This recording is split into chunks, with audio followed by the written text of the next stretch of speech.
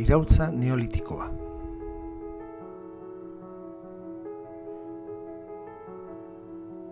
Neolitoa, harri berriaren garaia.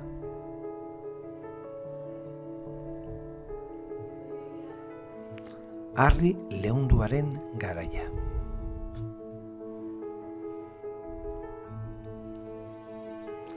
Ekialde hurbilean hasi zen.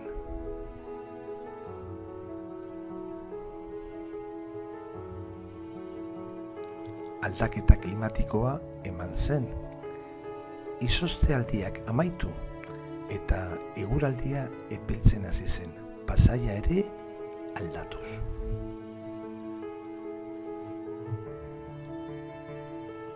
Gizakiak kobasolotik atera eta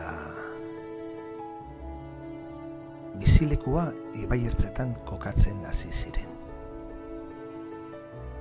Etxe bizitza sendoak eraikiz, nomadismoa alde batera utziz, sedentario bihurtuz. Animalia batzuk ere estea lortu zuten. Arkumea, antxumea, txala, abeltzaintzaren lehen urratsak emanez. Nekazaritzaren lehen urratsak ematen hasi ziren. Garia, garagarra.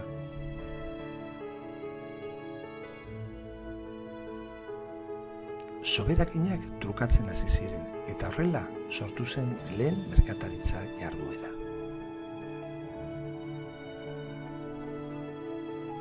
Guzti hori dela eta populazioa handitzen hasi zen.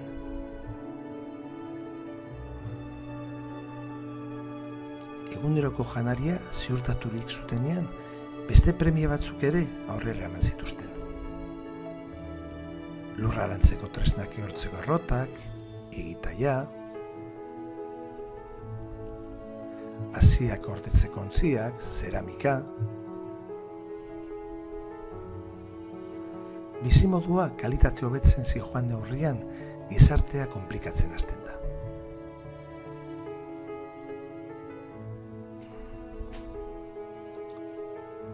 Lana bereizten hasten da eta klase sozialak agertzen hasten dira, lehengo desberdintasun ekonomikoak eta sozialak sortuz.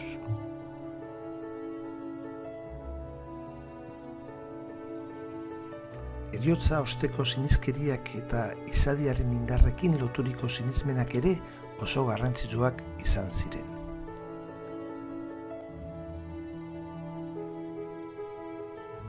Neolito eta nekazaritzaren edapena Asia, Europan eta Afrikan garai desberdinetan suertatu zen.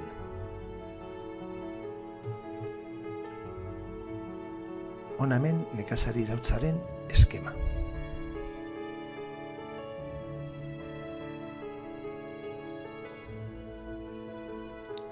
Neolitoaren bederatzi ezaugarri: klima aldaketa, sedentarioa, etxe bizitza finkoak, herrizkak, defentsa beharra, animali eta landaren etxekotzea, populazio hazi, demografi igoera, lan banaketa, lanbide berriak, hierarkizazioa, klase sozialak sortu, merkataritzako lehen urratsak, tresneri berria, zeramika, ehungintza, eta azkenik sinismenak gorpuen ehosketa.